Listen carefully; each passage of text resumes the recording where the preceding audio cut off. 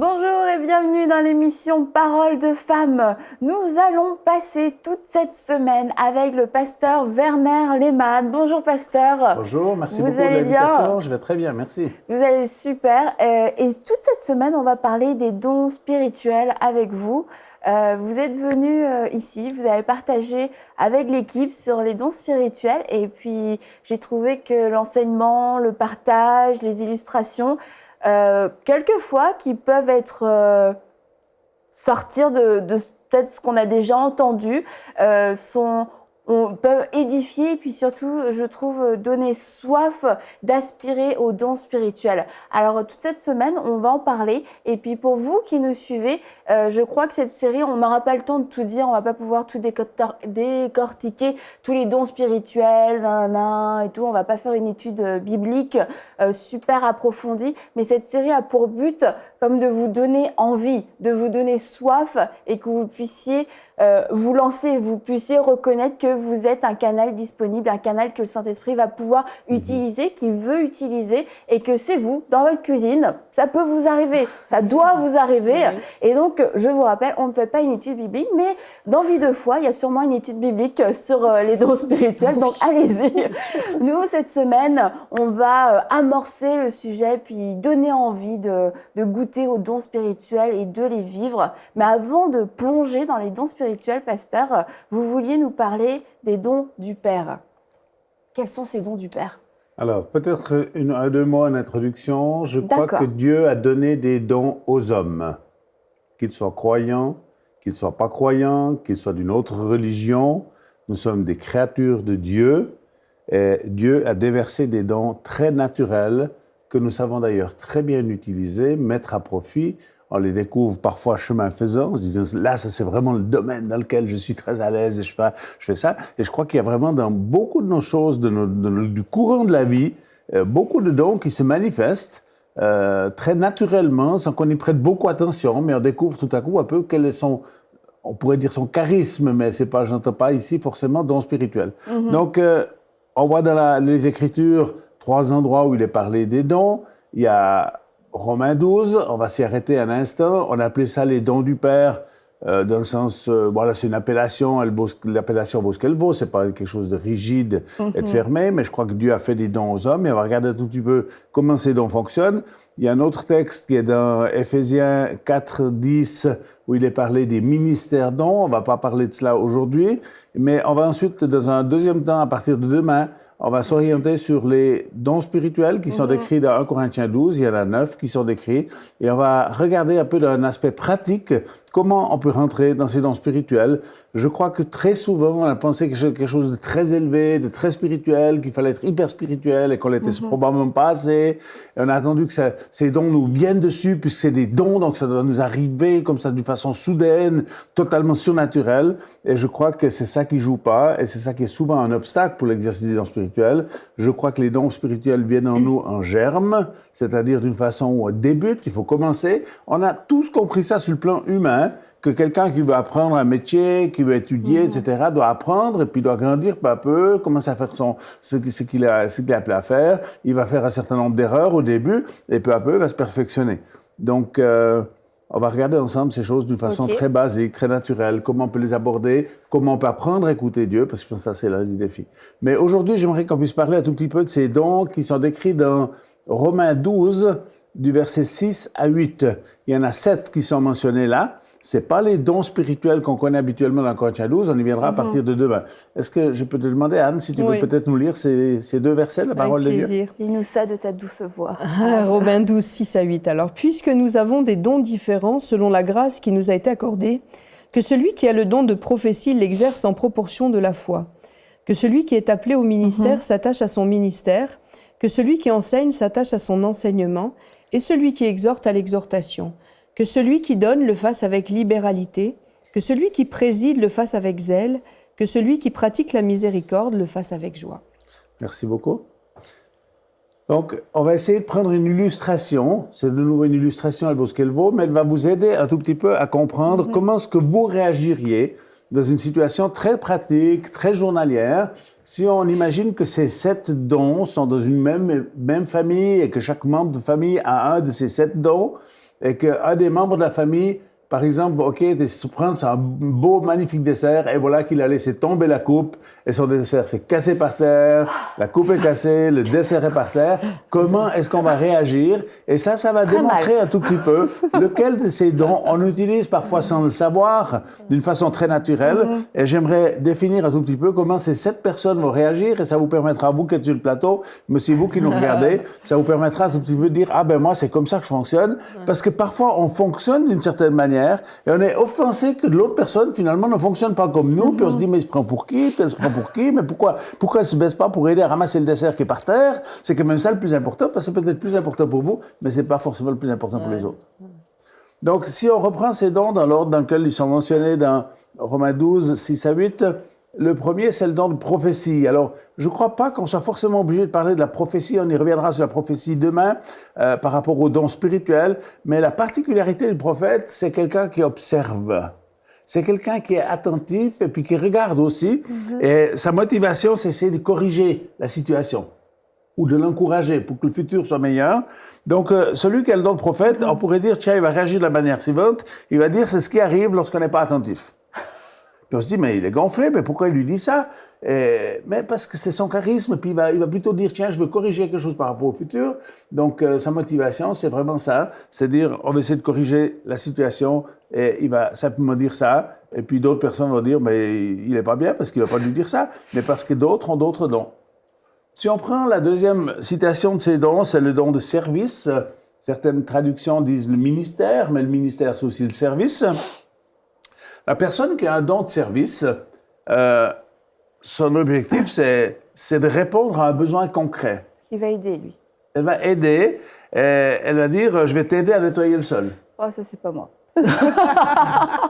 Certaines personnes, elles vont, de façon très automatique, sans forcément besoin de réfléchir, qu'est-ce qu'on va faire, automatiquement, on va dire, tiens, on va aider à nettoyer, parce qu'ils ont un don de service. Ça ne veut pas dire que les autres ne peuvent pas le faire, et puis il n'y a finalement plus que ces gens-là qui peuvent nettoyer le sol. C'est pas ça qu'on est en train de dire, mais c'est la réaction très naturelle qui s'en vient.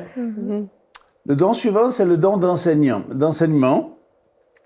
Sa motivation, c'est de trouver pourquoi c'est arrivé. Alors, pour ceux qui nettoient, pour celle qui est frustrée parce qu'elle a laissé tomber son dessert, on va se dire, mais il n'est pas bien, quoi. Enfin, pourquoi il dit des choses pareilles? Parce que lui, il va probablement dire, la raison pour laquelle tu as laissé tomber ton dessert, c'est que tu ne l'avais pas mis au milieu du plateau, c'est pour ça que ça t'est arrivé. Puis on se dit, mais ce qu'il est en train de dire, ça ne sert à rien. Mais sa motivation à lui, c'était de trouver pourquoi c'est arrivé. Donc, c'est le côté de l'enseignant. Allez, dis-le, Evelyne. D'entre vous se retrouvent déjà un tout petit peu, peut-être vous qui nous regardez, vous vous retrouvez un tout petit peu en disant, tiens, moi, je serais plutôt un petit peu l'enseignant, je vais essayer de corriger et puis de comprendre pourquoi c'est arrivé. Celui qui a le don d'exhortation, sa motivation, c'est corriger le futur. Donc, il va probablement dire, la prochaine fois, nous servirons le dessert en même temps que le plat principal, comme ça ne va pas se reproduire, etc. Parce que sa motivation, c'est de corriger le futur. Parce qu'il veut exhorter, puis il veut essayer de faire en sorte que la prochaine fois, ça ne se repasse pas de cette manière-là. Celui qui a le don de générosité, lui, il va réagir différent parce qu'il veut répondre à un besoin visible et il va probablement aller acheter un nouveau dessert. Manger le gâteau par terre. Il ne va pas manger le gâteau par terre, mais il va probablement faire en sorte que cette personne soit sortie de l'embarras et puis que cette personne, elle puisse avoir un dessert comme tout le monde. Parce que son désir, c'est la générosité. Elle dit, ah non, c'est quand même dommage, ça peut arriver à tout le monde. Puis finalement, moi, je veux qu'elle ait aussi un dessert, donc elle va se préoccuper, peut-être même d'aller acheter un nouveau dessert ou d'aller faire un nouveau dessert en en fait, cuisine. ça serait ton mari. De faire un truc comme ça. Oui, de ressortir pour acheter un dessert. Effectivement. Tu vois? Mais je l'interdirais de le faire. C'est le don de générosité. Et il y a le don de générosité, on le voit chez des gens, moi j'ai vu des gens qui ne sont pas chrétiens, qui ont un réel don de générosité. Et de générosité pour aider, pour des projets humanitaires, pour des choses extraordinaires. Et c'est juste, je ne crois pas que c'est à négliger en pensant que finalement, il n'y a que les dons spirituels qui sont importants. Il y a ces dons très naturels que Dieu nous a donnés, qu'on a appelés les dons du Père. Celui qui a le don d'administrer ou de présider, selon les versions, lui, il a un but, c'est qu'il faut atteindre le but ensemble. Donc, il va être quelqu'un qui va se mettre à présider. Et il va dire à une personne, Pierre, va chercher une éponge pour nettoyer le sol. Il va demander à une autre, Martine, aide-moi à nettoyer. Et puis la troisième va acheter un nouveau dessert. Lui, c'est le président et il a une pensée globale, c'est de dire, tiens, on va organiser le chantier pour que les choses soient réglées rapidement et puis que les choses rentrent de nouveau dans l'ordre. Donc il y a des personnes dans la vie qui sont comme ça. Et celui qui lui dit « Ah non, le pauvre, il a laissé tomber son dessert », je dis « Mais lui, il se prend pour qui? Il commande tout le monde. » Mais parce qu'il a un don de présidence. Ouais, c'est vrai. Et habituellement, ces dons sont présents de façon très naturelle dans nos vies. On n'y pense pas forcément. Mais moi, je trouve que c'est quand même bien de découvrir un tout petit peu comment on réagit naturellement. C'est vrai. On peut tous faire l'effort de ramasser le nécessaire, aider à nettoyer le sol, mais qu'est-ce qu'on fait naturellement? Comment on réagit naturellement? Et la motivation, c'est vraiment pour cette personne, c'est de sortir d'une situation qui était embarrassante et de faire en sorte que tout le monde arrive au but commun à la fin. Voilà, ça c'est un tout petit peu l'explication de ces... Et celui qui exerce la bienveillance. De ces dons du Père. J'en ai oublié un. La bienveillance. C'est pas la générosité. C'est dans la compassion. Ça c'est la compassion. Ah, C'est le don de on compassion. l'a pas dit celui-là. Ah oui, Ça, on excuse-moi, l'a j'ai loupé un. Tu Oui, l'as c'est écouté ça, le don de compassion. Donc, le don de compassion, il est très présent aussi dans le monde chrétien parce qu'on a développé l'aspect de la compassion. Donc, la motivation de celui qui a la compassion, c'est de dire il faut aider la personne à sortir d'une situation embarrassante. Donc, il va dire à la personne, mais t'en fais pas, ce qui t'est arrivé, ça peut arriver à tout le monde, c'est vraiment pas grave, etc. Parce il compatit à la difficulté dans laquelle la personne elle est. Alors, c'est une situation fictive qu'on a utilisée avec l'histoire du dessert. Ça peut être mille et une autres choses. Mais celui qui a la compassion, il va toujours exhorter. Puis ça, je crois que c'est un petit peu le rôle un tout petit peu pastoral. Puis souvent, dans chacune de nos vies, il y a un petit peu ce rôle pastoral. C'est pas juste celui qui a le ministère du pasteur et puis qu'on a reconnu comme pasteur. Mais nous avons ce ministère de consolation, d'encouragement pour dire, mais c'est pas grave, etc. Et parfois, on est bien content quand quelqu'un vient nous dire, écoute, c'est pas grave. C'est des choses qui arrivent à tout le monde. Et surtout, parfois, quand ça arrive à des enfants, tout à coup, l'enfant, c'est un désastre parce qu'il a laissé tomber son dessert. Il dit, voilà, tout le monde a le dessert, moi, le mien, il est par terre, il est cassé, quelle horreur, etc. Et quelqu'un qui vient lui dire, mais c'est pas grave, c'est des choses qui arrivent dans la vie, on va trouver une solution, etc. C'est juste magnifique et réconfortant. Et vous êtes plutôt?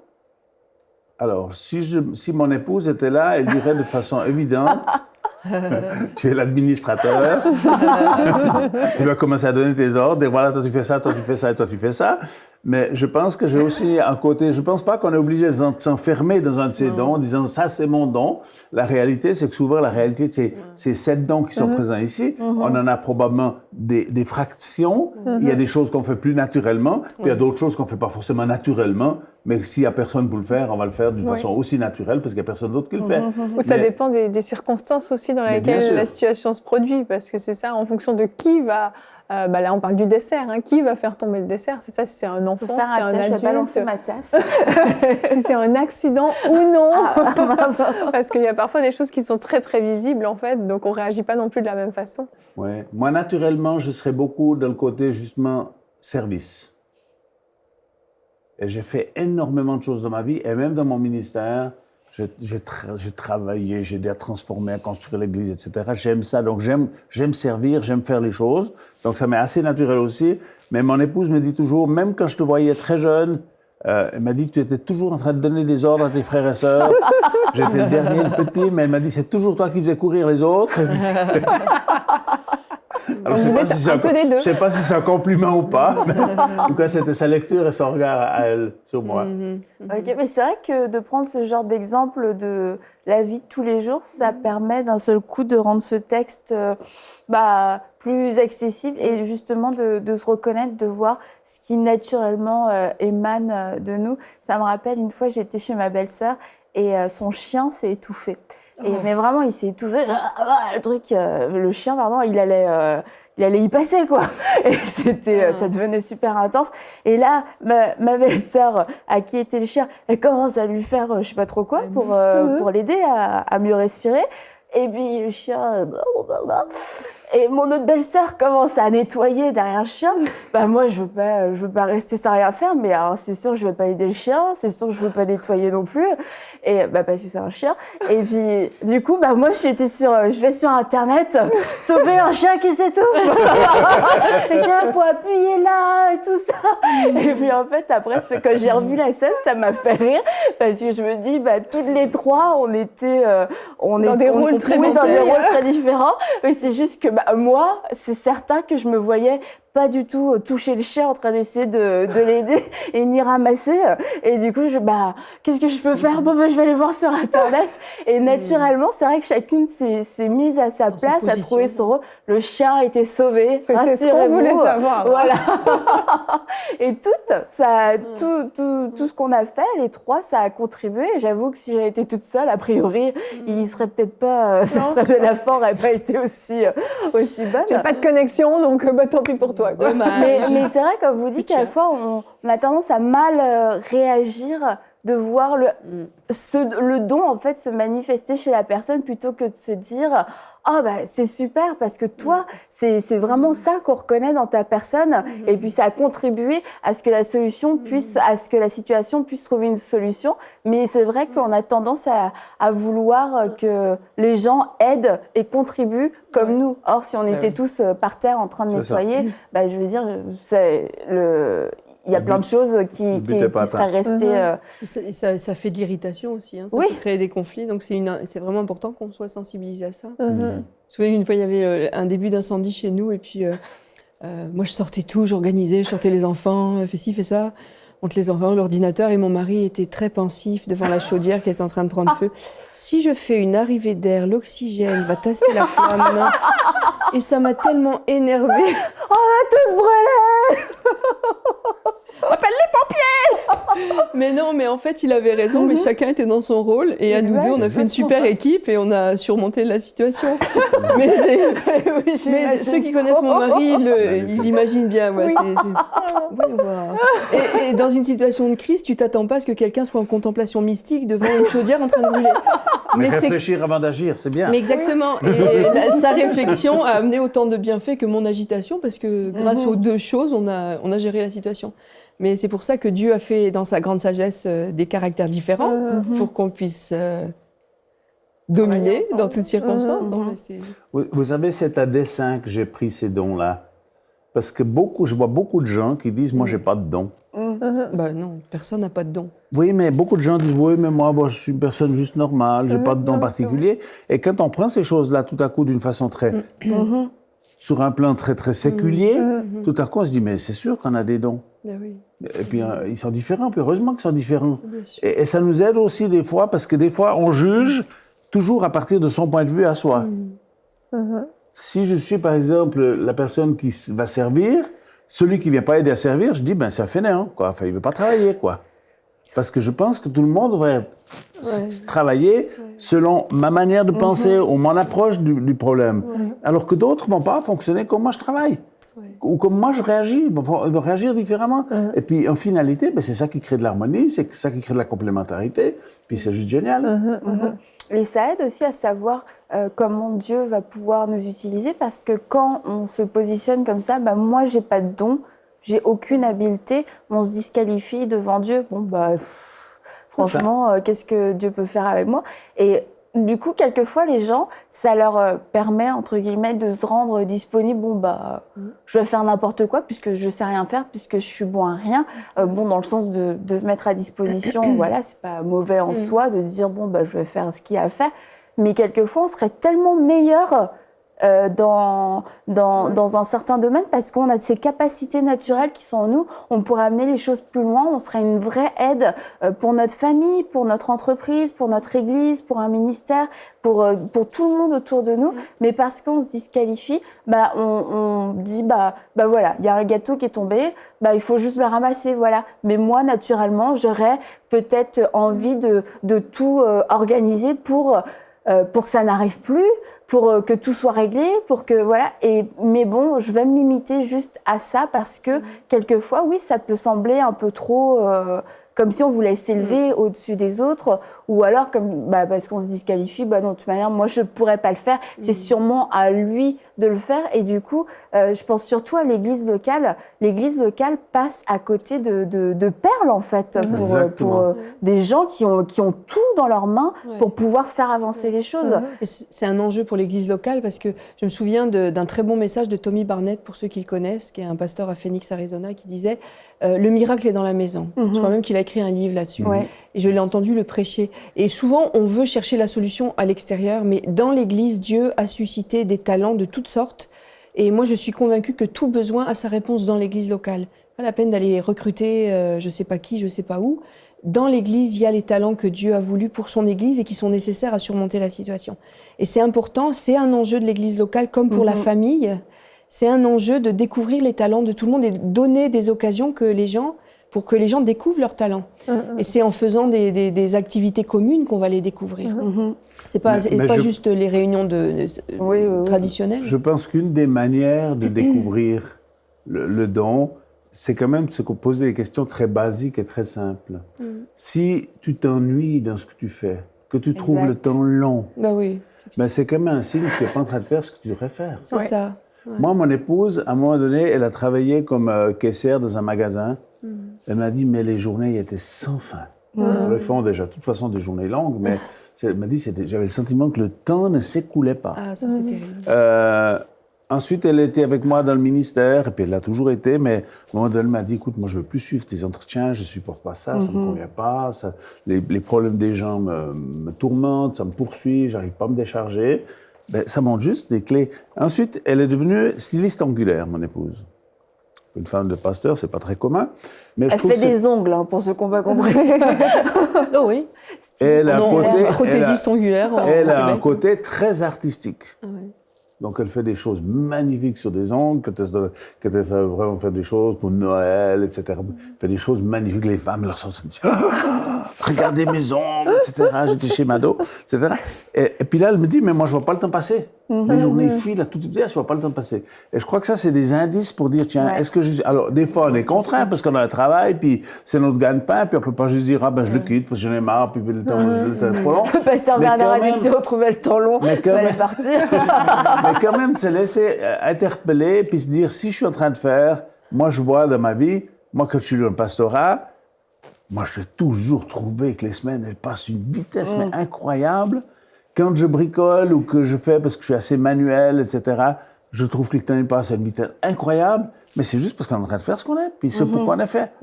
C'est ça. Et quand tu es en parole de femme, je trouve que c'est génial aussi. Ça passe vite. Ça passe vite. Toi, Yveline, arrête de bâiller. Ça m'a repéré. Mais c'est vrai ce que vous dites, et c'est vrai que souvent, les gens vont parfois rester dans une situation dans laquelle ils sont inconfortables, pensant que c'est comme ça, du fait qu'ils estiment qu'eux n'ont pas justement de dons, n'ont pas de capacité particulière. Ils vont accepter une situation en fait qui n'est pas vraiment acceptable, et puis dire voilà, j'ai pas le choix, de toute manière les autres ont l'air épanouis dans ce qu'ils font, moi j'y arrive pas. Mais c'est vrai qu'il faut s'examiner, se regarder, s'observer dans les situations, et puis se donner des fois des chances, oser changer, exactement, puis se donner des chances pour vivre autre chose, pour connaître autre chose, parce que la vie est longue quand même, puis là on parle du travail, mais ça peut être dans n'importe quel domaine, même parfois on se donne un rôle dans notre vie de couple, dans notre vie familiale, dans notre vie de tous les jours, on se donne une fonction, un rôle qu'en fait on n'assume pas du tout, puis qu'on n'est pas appelé à assumer. Et puis on est frustré, on porte des charges qu'on ne devrait pas porter parce qu'en fait on n'est juste pas fait pour le faire. Et puis on prend la place de quelqu'un d'autre en plus parfois. Je crois que des fois il faut savoir aussi libérer la place pour que la personne qui a vraiment les dons et les capacités puisse venir. Et puis on peut bloquer même pas des destinées forcément, mais en tout cas on peut... on peut la bloquer. Oui. John Maxwell a écrit un livre, il a dit « Devenez ce que vous devriez être ». C'est fascinant. Je vous recommande de lire ce livre. J'aime beaucoup les écrits de John Maxwell. Et l'une des choses qu'il dit, la seule personne qui peut vous empêcher de devenir ce que vous devriez être, c'est vous-même. Parce que finalement, dire non, c'est pas possible, non, je peux pas changer. Moi, j'ai changé mon orientation professionnelle au milieu de ma vie active. Pendant 20 ans, j'étais infirmier. Infirmier? Fermier. Ah, mais C'est pas la même chose, hein. Parce que je suis un enfant de fermier, puis finalement, au travers de concours de circonstances que je ne vais pas raconter ici, je suis devenu fermier. Et à l'âge déjà enfant, il y avait quelque chose qui était au fond de mon cœur, dire mais j'aimerais servir Dieu, mais j'étais un enfant un peu handicapé, très timide, etc. Et puis une parole prophétique est venue comme engendrer une espérance en me disant que Dieu m'appelait au ministère, etc. Et puis j'ai dit, je ne vais pas commencer à courir juste parce que j'ai reçu une parole prophétique. J'ai dit, Seigneur, moi je veux t'obéir, mais pour l'instant, je fais ce que je suis appelé à faire. Et la question de mon épouse, quand on a reçu ces paroles, en plus c'était une parole publique, comme quoi Dieu allait nous amener au ministère, comme qu'on allait voyager les nations, comme qu'on n'allait pas prêcher à des multitudes, etc. Je dis, c'est très gentil, mais pour l'instant, ça ne me correspond pas. Et puis j'ai dit à mon épouse, puis ma femme me dit, est-ce que tu penses qu'on doit partir en mission? J'ai dit, mais écoute, mon papa était décédé, j'avais repris la ferme familiale. Ma femme, elle venait d'accoucher du 4e enfant quand on a reçu cette parole prophétique. Wow. J'ai dit, on va élever nos enfants, on va travailler, on a un outil, on participe à la vie de l'Église, mais on fait notre travail. Et si Dieu veut quelque chose de nous, il saura nous le montrer. Et puis ça a pris 15 ans, mais tout ce qui a été prophétisé cette fois-là, Dieu l'a réalisé dans ma vie, et il l'a réalisé bien sûr avec ma contribution, parce que j'ai dit oui, mais je n'ai pas cherché à le réaliser par mes propres forces ou mes propres moyens, pour dire tiens, il faut que je fasse le maximum, parce qu'il faut que la prophétie, ça colle. Il y a quelque chose qui ne marche pas. Si la prophétie, elle est de Dieu, Dieu va la réaliser, et ce que Dieu attend de nous, c'est juste qu'on lui obéisse. Exactement. Mais devenez ce que vous devriez être, c'est important. Et dans la vie, il y a des moments charnières où on peut changer. On peut changer d'orientation, on peut changer parfois un peu de look, on peut changer un petit peu le style de la maison. Non, mais il y a des tas de choses, il faut oser changer un tout petit peu. Quand on est trop enfermé, puis qu'on se dit « Ah non, il ne faut rien changer pour les 30 prochaines années, il n'y a plus rien qui change on s'enferme. Alors pour certaines personnes, ça leur convient très bien. Mais d'autres personnes, ça ne leur convient pas. Bah, moi, demain, je serai blonde. C'est bon, merci, Bastien. Je saute le pas. Tu sautes. Donc, pour reprendre Romains 12, au verset 6, reprenez l'exemple que le pasteur a donné, ou peut-être un autre exemple qui vous parle plus de la vie quotidienne. Là, on a pris l'exemple d'un dessert qui tombe. Qu'est-ce que, naturellement, vous seriez porté à faire? Donc, juste rapidement, c'est quoi la prophétie? Là, c'était donner un conseil, corriger, c'était plutôt corriger, corriger pour que ça n'arrive plus, genre, je te l'avais bien dit. Le service, là, on aide à ramasser, enseigner, celui qui donne des leçons, comme Yveline. Encourager, c'était quoi? Qu'est-ce que vous aviez donné comme exemple pour encourager? L'exhortation, c'était la prochaine fois, nous servirons le dessert en même temps que le plat principal, etc. Donc, ça, c'est quelqu'un de gentil. Il voulait corriger le futur, lui. La générosité, on cherche tout de suite à trouver une solution, on remplace, on va racheter un dessert. Celui qui préside, c'est celui qui donne des ordres. Et puis, celui qui exerce la compassion, c'est celui qui va consoler, quelqu'un aussi de très gentil. Donc, observez-vous. Prenez une situation dans votre vie quotidienne et puis dites-vous, moi, comment est-ce que j'ai tendance à réagir, pas ce que vous êtes obligé de faire, mais ce que vous feriez naturellement et que vous feriez bien. Et puis, osez juste croire que c'est un don que vous avez en vous et qui peut être utile pour tout votre entourage. Et quand on dit tout votre entourage, comme on l'a dit, c'est famille, église, ministère, entreprise, etc.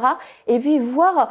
Ok Seigneur, qu'est-ce que je peux faire avec ça? Comment puis-je être utile avec ça? Et vous pourriez vraiment être surpris parce que comme le pasteur l'a dit, qui n'était pas infirmier mais fermier, il est passé de fermier à pasteur. Ça a pris plusieurs années avant que le plan de Dieu se concrétise comme la parole qu'il avait reçue. Mais Dieu l'a fait et Dieu avait placé des dons en lui déjà, puisqu'il faisait déjà travailler tous ses grands frères et ses grandes sœurs.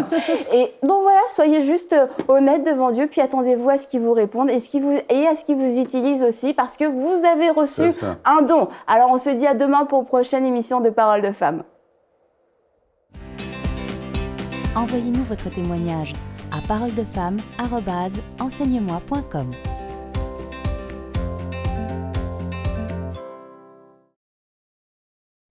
Cette émission est rendue possible grâce au précieux soutien des partenaires d'Enseigne-moi Canal International. Retrouvez tous nos programmes sur enseigne-moi.com.